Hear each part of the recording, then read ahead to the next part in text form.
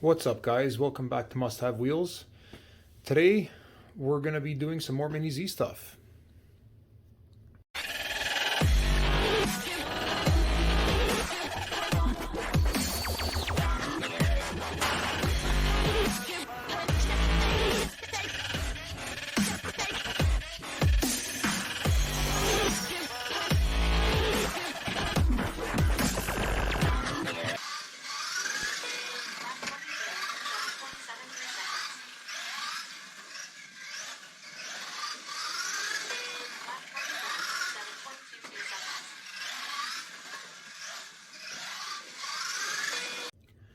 So today's video is going to be based on the MA020 platform, which is Mini-z's all-wheel drive version of the Kyosho Mini-z.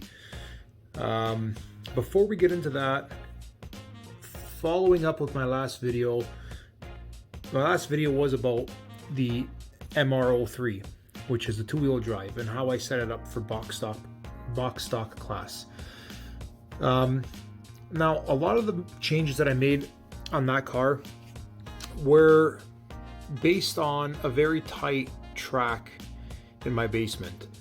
I just want to let you guys know, and I mentioned this in the last video, the car's setup is going to depend on the track that you're running on, the surface that you're running on, etc. So luckily for me, the surface isn't too far off in terms of traction. Traction between RCP tracks and the track that I got in the basement is pretty much spot on. The only difference is my track is small. All the corners are tight. A lot of sharp turns, 180s, 90s, whereas RCP tracks are going to have some more long, sweeping, gradual turns. That being said, the way I had my car set up was perfect for my basement, but not so much for an big RCP track layout. I quickly learned this. I made a couple of changes to that, and I might go over that car in the future, and how I have it set up now to run on a big RCP track versus my home personal track. But it's not too far off from where it was on my last video. Okay, so last time I mentioned that I wanted to make a kind of like a series out of comparing these different models from Kyosho Mini-z. So we have the background on the MR030, which is the two-wheel drive, and now I just want to give you a background on the MA020, which is the all-wheel drive. And I wanted to do like a heads up between all the models, and just kind of give you my opinion on them in terms of the way they perform on the track. I know most guys are going to be using these all-wheel drives for drift cars, and I probably will end up getting this converted back into a drift car and have some fun. But I just wanted to see where the performance is at in terms of handling on an RCP type track. So let's pop the cover off, and I'll let you guys have a look underneath, and we'll go over some of the major differences between the all-wheel drive platform and the two-wheel drive platform. Now, obviously, one's all-wheel drive, one's two-wheel drive. That is going to be the biggest difference between the two cars. But chassis configuration, in my opinion, is playing a big part in the results that I got with this car. So let's pop this guy off.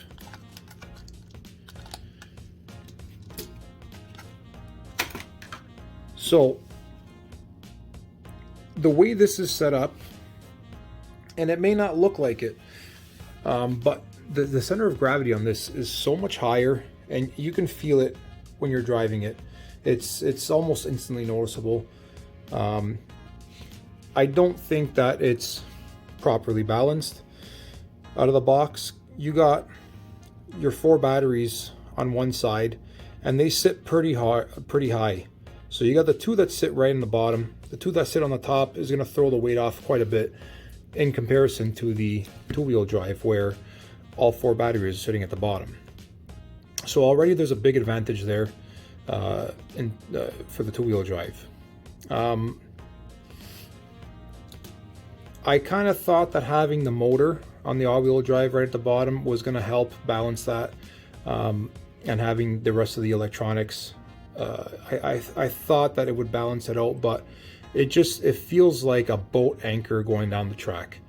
That being said, guys, I did time a bunch of laps with this, and I compared it to this, and it's nowhere close to getting MR030 times. So the fastest lap time that I got with this car is a 6.56. I've nailed a lot of decent laps. I mean, that's not a terrible lap, but it is almost a second behind the two-wheel drive. And that's on a small track, so I would imagine on a bigger track you'd probably see more of a difference between the two. I've tried a few different things in terms of mods to try to get this thing to perform better. You can see these little shims that I put underneath all four corners here. Get that thing focused. So I put these here just to kind of regulate the droop. I wanted it to sit a bit lower permanently, just to lower the CG a bit more. And this actually helped a lot. And I only did this because it doesn't matter what I did. I could not get this thing to stop flipping over. Traction roll is a really big problem with this car in my experience. I've messed around with so many different tire compounds, Kyosho branded tires, Marca branded tires. I just can't seem to find the right fit for this car. That being said, the body is playing a big part in this as well. So in my last video, you would have seen this thing with the Subaru WRX, the 2002 body on it. Guys, it was not even drivable with that body on a road course. I'm sure it'll drift fine with that body, but in terms of handling, it's just way too narrow. The short wheelbase is nice. It makes the steering very snappy, and it turns on a dime, but it just can't follow through with that turn without flipping over.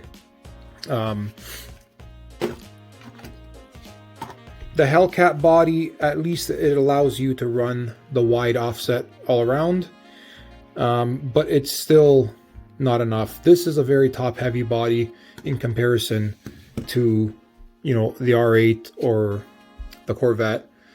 So this is probably still at a disadvantage just from the body alone.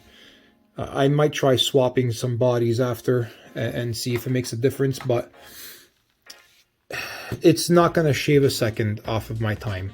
And it's not even the max time that the issue is, it's consistency. So this car is very inconsistent. I can't get it to run smooth over and over and over again like I can with the two-wheel drive.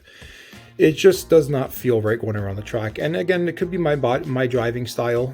You might have a different experience with it, but in my experience, if you're going to be racing a box stock class, this is not the way to go. This is where you want to be. So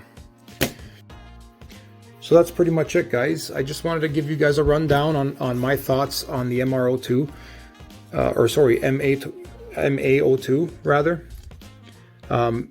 This is probably best as a drift car rather than a performance handling car. If you want that, you're going to want to go with the two-wheel drive, in my opinion. So that will finish the MA002 versus MR030 series. I think we could put a nail in it. I don't think there's much more we can do to this that's going to make it a fair race between the two. So this is going to bring us to the next part of our series. And I guess you're wondering what's under these shells. Like I said before, I do want to do this versus that, and I want to compare all the models and see what's the best performing out of the box, what's the best performing, you know, with a few mods, and what's the best bargain, what's the best bang for your buck. So these are all different models. Every one of these are all different, and we're going to be comparing all of them. So stay tuned, guys, and don't forget to like and subscribe. If you have any questions, shoot them in the comment section below. Thanks for watching, guys.